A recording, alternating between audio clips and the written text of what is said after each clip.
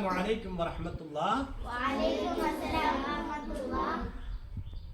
മാഷാ അല്ലാഹ്, അൽഹംദുലില്ലാഹ്. നല്ല മക്കൾ, നല്ല മിടുമിടുക്കം മക്കളാ. പഠിക്കാനൊക്കെ ഉഷാറല്ലേ? അപ്പൊ നമുക്കൊരു പാട്ടിലൂടെ പഠിക്കാം. എങ്ങനെ പഠിക്കുന്നത്? പാട്ടിലൂടെ പഠിക്കാം. അപ്പൊ ആ പാട്ട് എന്താ നിങ്ങൾ കേൾക്കണം, എന്നിട്ട് നിങ്ങൾക്ക് പാടണം കേട്ടാ.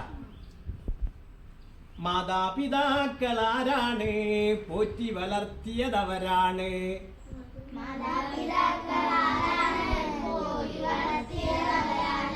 ഗുരുനാഥന്മാരാരാണ്? വിദ്യ തരുന്നത് അവരാണ്.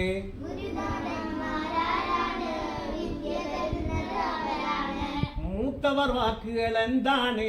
മൂത്തു പഴുത്ത കനിയാണ്.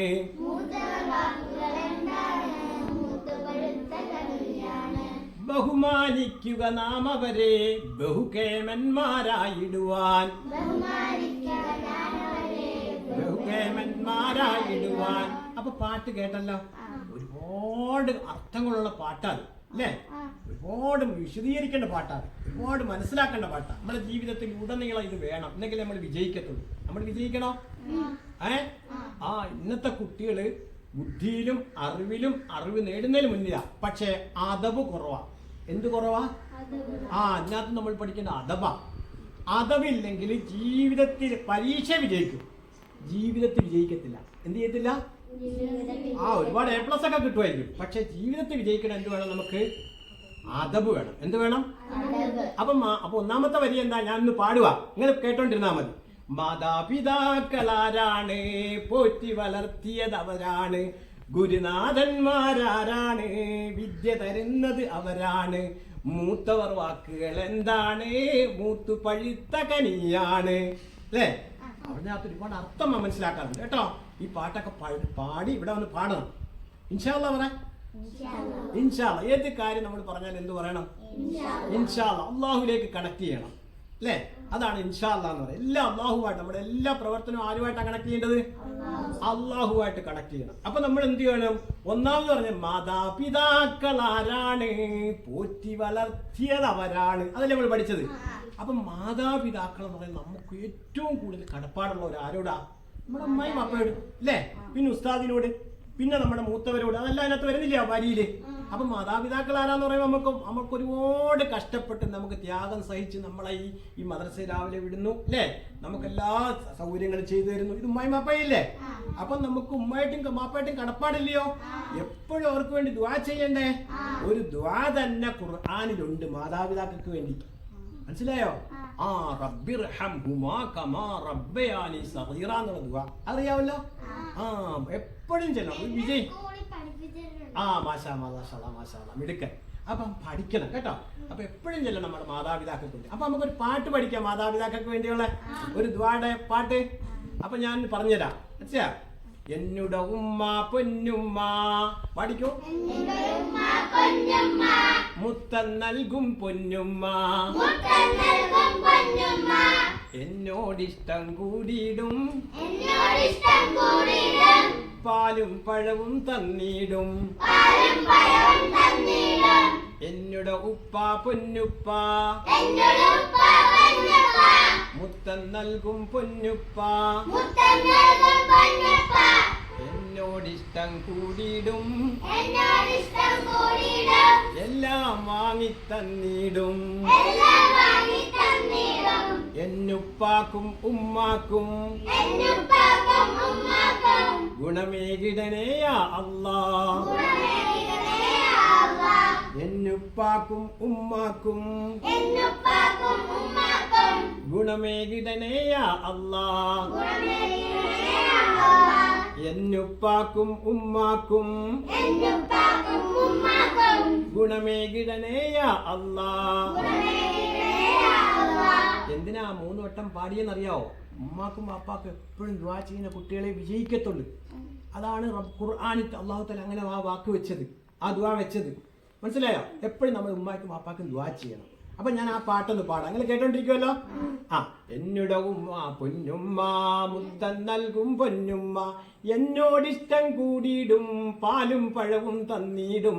എന്നുടെ ഉപ്പ പൊന്നുപ്പ, മുത്തം നൽകും പൊന്നുപ്പ, എന്നോടിഷ്ടം കൂടിയിടും എല്ലാം വാങ്ങിത്തന്നിടും എന്നുപ്പാക്കും ഉമ്മാക്കും ഗുണമേകിടനേയാ അല്ലാ എന്നുപ്പാക്കും ഉമ്മാക്കും ഗുണമേകിടനേയാ അല്ലാ എന്നുപ്പാക്കും ഉമ്മാക്കും ഗുണമേകിടനേയാ അല്ലാ. കണ്ടോ, ഒരു പാട്ട് കേട്ടല്ലോ നമ്മള്. അപ്പം അള്ളാഹുവിനോട് ദുആ ചെയ്യുമ്പോൾ എപ്പോഴും നമ്മൾ കൈ ഉയർത്തണം. മനസ്സിലായി? ഇതൊരു കണക്ഷനാണ്. അള്ളാഹുമായിട്ടുള്ള കണക്ഷൻ എങ്ങനെയാണ്? കൈ ഉയർത്തി അള്ളാഹുവിനോട് പ്രാർത്ഥിക്കുക. കൈ താത്തിടരുത് എപ്പോഴും. നമ്മളിങ്ങനെ കൈ ഇങ്ങനെ പിടിക്കണം. കേട്ടല്ലോ? അള്ളാഹു തആല നല്ല മക്കളായി അള്ളാഹു തആല നമ്മളെ വളർത്തുമാറാകട്ടെ. ഇരുലോകത്ത് ഉപകരിക്കുന്ന സാലിഹായ സന്താനങ്ങളെ അള്ളാഹു നമ്മളെ മാറ്റുമാറാകട്ടെ. വാപ്പയുടെയും ഉമ്മയുടെയും പൊരുത്തവും ഗുരുത്തവും ഉള്ള മക്കളാക്കട്ടെ അള്ളാഹു തആല. അപ്പൊ ദുആ ചെയ്തില്ലേ നമ്മള്? അപ്പൊ വാപ്പയായിട്ടും കടമയുണ്ട്, ഉമ്മയായിട്ടും നമുക്ക് ഒരുപാട് കടപ്പാടുണ്ട് അല്ലേ? നമ്മളെ പ്രസവിച്ചു പാല് തന്ന് വളർത്തിയത് ഉമ്മ ആണെങ്കിൽ വാപ്പ ഒരുപാട് കഷ്ടപ്പെടുന്നുണ്ട് അല്ലേ? രാവിലെ ഇറങ്ങിപ്പോയി നമുക്ക് വേണ്ടി ഒരുപാട് അധ്വാനിച്ച്, അതല്ല ആ പാട്ടിൽ പറയുന്നില്ല? അള്ളാഹു തആല നമ്മളെ സ്വീകരിക്കുമാറാകട്ടെ. ഇനി നമുക്ക് ആരുമായിട്ടാ കടപ്പാടെന്നറിയാവോ? നമ്മുടെ ഉസ്താദുമാരുമായിട്ട്. നമ്മുടെ ഉസ്താദുമാർ. അപ്പൊ ഉസ്താദുമാരായിട്ട് കടപ്പാടില്ലേ? നമുക്ക് ഉണ്ടല്ലോ. നമുക്ക് ഇൽമെല്ലാം പറഞ്ഞു തരുന്ന ആരാ? നമ്മളൊക്കെ എപ്പോഴും നല്ല കുട്ടികളായി വളരണം വളരണം വളരണം ഏറ്റവും കൂടുതൽ ആഗ്രഹിക്കുന്ന ആരാ? നമ്മുടെ ഉസ്താദന്മാര്, നമ്മുടെ സാറന്മാര്, നമ്മുടെ ടീച്ചർമാര്, നമ്മുടെ മാഷന്മാര് ഇല്ലേ? സ്കൂളിലൊക്കെ ചെന്നാൽ നമ്മുടെ സാറിനും ടീച്ചർക്ക് ഭയങ്കര സ്നേഹമില്ലേ നമ്മുടെ ഇല്ലയോ? നമ്മളൊക്കെ എന്തിനാ? അവര് നമുക്ക് നമ്മളെന്തെങ്കിലും അടിച്ചാലൊക്കെ എന്തിനാ? നമ്മൾ നന്നാവാനല്ലയോ? ഇല്ലേ? നമ്മൾ വഴക്ക് പറയുന്നത് എന്തിനായിരിക്കും? നന്നാവാൻ. അപ്പൊ നല്ല കുട്ടികളാണ്. ഉസ്താദന്മാരുടെയും ഗുരുത്വം വേണം, മാതാപിതാക്കളെയും വേണം, ടീച്ചറുടെയും വേണം, മാഷിന്റെയും വേണം. സ്കൂളിൽ ചെന്നാലും നല്ല അച്ചടക്കമുള്ള കുട്ടികളാവണം നമ്മള്. എങ്ങനെ ആവണം? അപ്പൊ ഉസ്താദിനെ കുറിച്ചൊരു പാട്ട് പാടാ. ഞങ്ങൾക്കുണ്ടൊരു ഉസ്താദ്, നന്മ നിറഞ്ഞൊരു ഉസ്താദ്, അറിവ് പകരും ഉസ്താദ്, സ്നേഹം ചൊരിയും ഉസ്താദ്, തെറ്റ് തിരുത്തും ഉസ്താദ്, കുട്ടികൾ ഞങ്ങൾക്കെന്നും കൂട്ടായെത്തും ഉസ്താദ്. നമ്മളെന്താ ഉസ്താദിനെ കുറിച്ച് പഠിച്ച ഒരുപാട് കാര്യങ്ങൾ പഠിച്ചില്ല. നമ്മൾ നന്നാവാൻ വേണ്ടി ഒരുപാട് കഷ്ടപ്പെടുന്ന ആരാണ്? ഉസ്താദ്. ആ ഉസ്താദന്മാരോട് നമ്മൾ നല്ലോണം പെരുമാറണ്ടേ? അപ്പൊ ഉസ്താദിനക്ക് ഉമ്മാക്കും വാപ്പാക്കും ഇഷ്ടമുള്ള കുഞ്ഞുങ്ങളാവണം. എന്ന് പറഞ്ഞാൽ കൺകുളിർമയുള്ള മക്കളാവണം. എന്താവണം? ഖുർആനിലൊരു ദുആ ഉണ്ട്. നമ്മളൊക്കെ നന്നാവാൻ വേണ്ടിയുള്ള ദുആയ. സൂറത്തുൽ ഖുർആനിൽ 74-ാമത്തെ ആയത്തിലാണ് പറയുന്നത്. അത് ഉമ്മാടുത്തും വാപ്പാടുത്തും പറയുന്നത് അത് ഓതണമെന്ന്. എന്താണെന്നറിയോ? നമ്മളെല്ലാം ഒരുമിച്ച് സ്വർഗത്തിൽ പോകുന്നതും നല്ല കുട്ടികളാവാനുള്ള ഒരു ദുആയ. എന്താണെന്നറിയോ? റബ്ബനാ ഹബിലനാ മിൻ അസ്വാജിനാ വദുരിയാതിനാ ഖുർറത അഈൻ വജഅൽനാ ലിൽമുത്തഖീന ഇമാമാ. കണ്ടോ? ആ ദുആ കേട്ടല്ലോ? അതിനകത്ത് ഒരു വാക്കാണ് നമുക്ക് വേണ്ടത്. ഖുർറത അഈൻ. എന്താണ് ഖുർറത അഈൻ എന്ന് പറയാൻ? കൺകുളിർമ എന്നർത്ഥം. എന്താ അതിന്റെ അർത്ഥം? കൺകുളിർമ എന്ന് പറയുന്നത് എന്താ അറിയോ? സന്തോഷം. അത് കാണുമ്പോൾ സന്തോഷം. നിങ്ങളെ കൊണ്ടും മക്കളെ കൊണ്ടും മാതാപിതാക്കൾ കൺകുളിർമ ഉണ്ടാവണം. ഉസ്താദിനും എന്തുണ്ടാവണം? കൺകുളിർമ ഉണ്ടാവണം. എല്ലാവർക്കും നമ്മളെ കാണുമ്പോൾ സന്തോഷം വരണം. മനസ്സിലായോ? ആ സന്തോഷം വരുന്നതിന്റെ പേരെന്താണ്? കൺകുളിർമ. ഞാൻ 1-2 ഉദാഹരണം പറഞ്ഞുതരാം. ഉദാഹരണം, വാപ്പായ്ക്കും ഉമ്മായ്ക്കും സന്തോഷം വരുന്നൊരു കാര്യം അവരൊന്നും പറയണ്ട, പക്ഷെ അവർ കണ്ടപ്പോൾ മനസ്സിൽ ഭയങ്കര സന്തോഷം. അപ്പൊ അവര് ദുആ ചെയ്യും മനസ്സുകൊണ്ട്. ആ ദുആയ്ക്ക് ഭയങ്കര ഉത്തരം കിട്ടും. എന്താണെന്നറിയോ? ഉദാഹരണം പറഞ്ഞാൽ, വാങ്ക് വിളിക്കുന്നതിന് മുമ്പ് വാങ്കിനെ പ്രതീക്ഷിച്ചിരുന്നുകൊണ്ട് ഒളു എടുത്തിട്ട് നിസ്കരിക്കുക. അത് കേൾക്കുമ്പോൾ എന്ത് വരും? സന്തോഷം വരത്തില്ല? സന്തോഷം വരത്തില്ല? എന്റെ മോള് മദ്രസയിൽ പോയി പഠിച്ചുകൊണ്ട് കണ്ട അവള് എന്റെ മോന് നിസ്കരിക്കുന്നു. സമയമായപ്പോ എന്ത് ചെയ്യുന്നുണ്ട്? നിസ്കരിക്കുന്നു. സന്ധ്യ ആയപ്പോഴും മഗ്‌രിബ് ആയപ്പോഴത്തേക്ക് ഒളു എടുത്തിട്ട് വന്നിട്ട് ഖുർആൻ നിസ്കരിച്ചിട്ട് ഖുർആൻ ഓതുന്നു. ദിക്ർ ചെയ്യരുത്. ഉമ്മ പറഞ്ഞിട്ടാണോ ചെയ്തത്? ഉമ്മ പറഞ്ഞിട്ടാണോ? അല്ല, ഉമ്മ പറയാതെ തന്നെ ചെയ്യുമ്പോഴാണ് അതിന് കൺകുളിർമയെന്ന് പറയുന്നത്. മനസ്സിലായോ? വീട്ടിൽ നോക്കിയപ്പോ കാണാം എല്ലാം അലങ്കോലമായി കിടക്കുന്നു. സ്കൂളിൽ നിന്ന് വന്നപ്പോൾ കാണാം എല്ലാം അവിടെ ഇവിടെയൊക്കെ കിടക്കുന്നു. ഇതെല്ലാം ഒരു ബാഗ് അങ്ങോട്ട് മാറ്റി വെച്ചിട്ട് ഇതെല്ലാം വൃത്തിയാക്കുക. വൃത്തിയാക്കുമ്പോൾ വാപ്പായുമായും അവിടെ ഇല്ല. പക്ഷെ അവർ വന്ന് കണ്ടുകൊണ്ട് വരുന്ന എന്തുവാ? ഇത് കണ്ടുകൊണ്ടാ. ഉമ്മാക്ക് അന്നേരം ദേഷ്യം വരുമോ? വാപ്പാക്ക് ദേഷ്യം വരുമോ?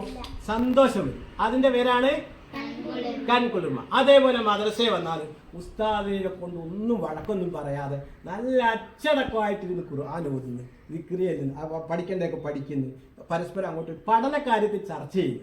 ഇത് കണ്ടുകൊണ്ടാണ് ആര് വരുന്നത്? അപ്പൊ ഉസ്താദിന് ദേഷ്യം വരുമോ? സങ്കടം വരുമോ? സന്തോഷം വരുമോ? അതിന്റെ പേരാണ് കൺകുളിർമ. അപ്പൊ നമ്മൾ നല്ല മക്കളാവണം വേണ്ടേ? ആവണം. ഇൻഷാ അല്ലാഹ് പറ. നല്ല മക്കളാവണം. മനസ്സിലായോ? നമ്മൾ മിടുക്കന്മാരാവണം, മിടുമിടുക്കന്മാരാവണം. ശരിയാ? അല്ലെ? പെൺകുട്ടികളൊക്കെ നല്ല മക്കളാവണം. കേട്ടാ? നീ നല്ല ഒരുപാട് പാട്ടുകൾ പഠിക്കാനുണ്ട്. പെൺകുട്ടികളെ കേട്ടോളൂ, മതവിധി ഓർത്തു നടന്നോളൂ, ആ വിധി തെറ്റി നടന്നാൽ റബ്ബിൻ ശിക്ഷകളുണ്ടെന്നോർത്തോളൂ. അത് വലിയൊരു പാട്ടാണ്. നമുക്ക് ഇൻഷാ അല്ലാഹ് അടുത്ത ക്ലാസ്സിൽ നമുക്ക് പാടാം. ഒരുപാട് പാട്ടുകൾ പാടണം നമുക്ക്. കേട്ടാ? അല്ലാഹുവിനെ കുറിച്ച്, നബിയെ കുറിച്ച്, കിതാബുകളെ കുറിച്ച് ഒക്കെ ഇഷ്ടം പോലെ പാട്ടുകളുണ്ട്. അല്ലാഹുവിനെ. അപ്പം നമ്മൾ വീടിനെ കുറിച്ച് ഒരു പാട്ട് കൂടെ പാടി നമുക്ക് നിർത്താം. എന്താ? വീട് നല്ല വീട് പഠിക്കും. എന്റെ സ്വന്തം വീട്, വീട് നല്ല വീട്, എന്റെ സ്വന്തം വീട്, ഉപ്പയുള്ള വീട്, ഉമ്മയുള്ള വീട്, സ്നേഹമുള്ള വീട്, നന്മയുള്ള വീട്, റബ്ബ് തന്ന വീട്, എന്റെ സ്വന്തം വീട്. ഞാനൊന്ന് പാടട്ടെ.